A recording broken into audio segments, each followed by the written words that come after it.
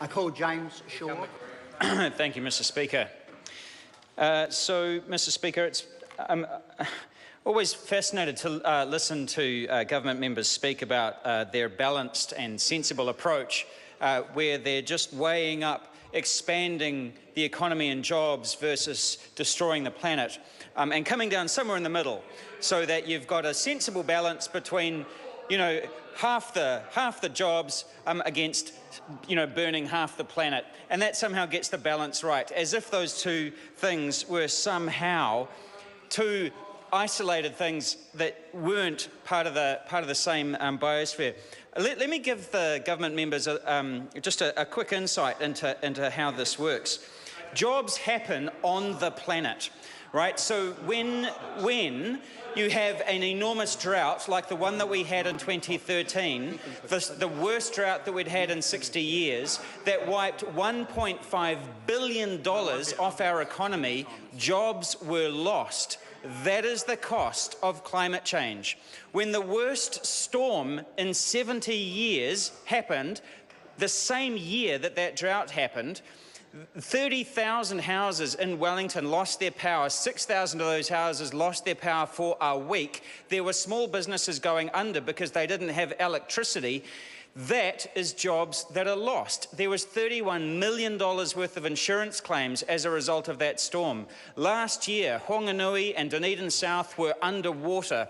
Huge floods. Every single year, there are increasing droughts and storms and fires and floods. And all of those come at an enormous cost to the economy and to these jobs that you say that you're protecting while taking this somehow balanced approach to destroying the atmosphere. Mr. Speaker, let's just be really clear. We have an emissions trading scheme, and the purpose of an emissions trading scheme is to reduce emissions. And in the time that we have had the emissions trading scheme, which coincides with the time that this government has been in office, New Zealand's net greenhouse gas emissions have increased 19%. They have increased faster than most other parts of the planet in one of the few countries that has an emissions trading scheme designed to do the precise opposite. It is a massive and total failure of public policy. It would have been more honest, Mr. Simpson, if you had come to office and simply canned the scheme completely and said, we don't believe in it, it's obviously garbage, we'd much rather jobs than, a biosphere that we can continue to live on. It would have been, you hide behind this idea that you're somehow pragmatic and sensible. Let's just get clear what this bill would do. In removing the 2-for-1 subsidy, the NZIER, in the government's own research, says that this will lead to a reduction in emissions of 0.7% in the year 2020. Now, that is against a business-as-usual scenario, which the Ministry for the Environment projects will see our emissions increase by 96% above 1990 levels by the year 2030. Let me just restate that. Our emissions, gosh, the government benches have gone very quiet. Our emissions are projected to increase 96% above 1990 levels by the year 2030, and what this bill does is it seeks to reduce them by 0.7%, right? So this bill will make an infinitesimal difference to an extraordinary expansion in our greenhouse gas emissions because nothing else is going to change. This bill does nothing except remove the 2-for-1 deal. So it's not even a half measure, it's a 0.7% measure. It does not get us halfway. It's not even a half measure. If you actually wanted to reduce some emissions, here are some things that you could do. You could have not made the decision to allow the Huntly coal-fired power station, beg your pardon, Mr. Speaker, that the government could have done if they actually wanted to reduce emissions. Since they made the decision to allow the Huntly coal-fired power plant to continue until after the year 2020, it has been burning coal every single day. And every day that Huntly burns coal, it adds 5% it makes up 5% of our emissions profile. So what this bill will do is that in the year 2020, 4 years from now, it will reduce our emissions by 0.7% at the same time as the Huntly power station adds 5% to our emissions on a daily basis. This is a pathetic measure. It is not even close to the scale of what needs to happen if New Zealand is actually going to reduce its greenhouse gas emissions. Now, the government wants to reduce our greenhouse gas emissions by 11% below 1990 levels by the year 2030.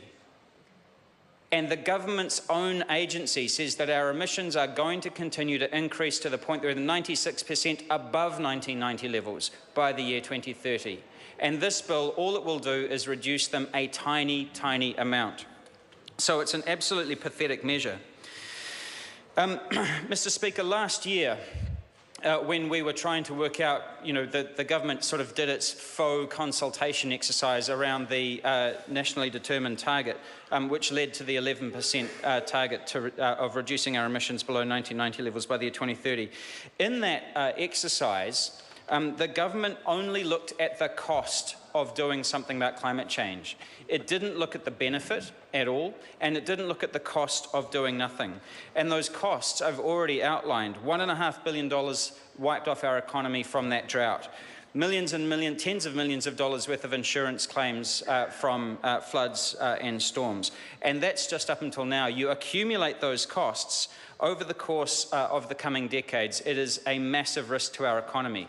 Furthermore, the economy carries a risk of something like $3.5 to $7.5 billion if we fail to meet our emissions reduction target.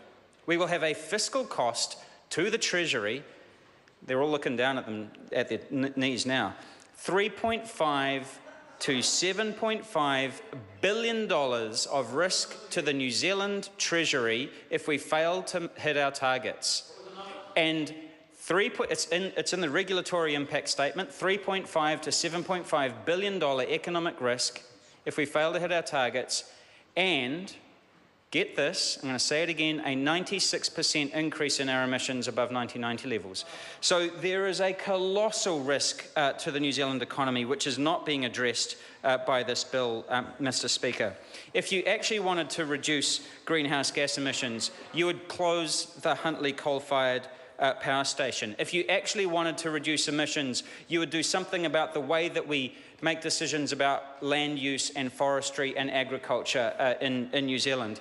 And the Minister, in introducing this bill, did talk about spreading the cost across all sectors, but still subsidises and excludes the single most polluting sector from the emissions trading scheme.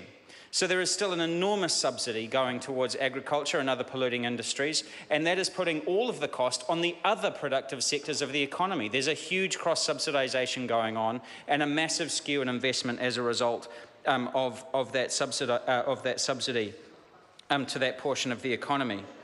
So, Mr. Speaker, if you actually wanted to reduce emissions, you wouldn't have a cap of $25, you'd have a floor price of $25. $25 per tonne shouldn't be the maximum amount, it should be the minimum amount. And I note that France is just putting in place a New Zealand $50 per tonne price on carbon.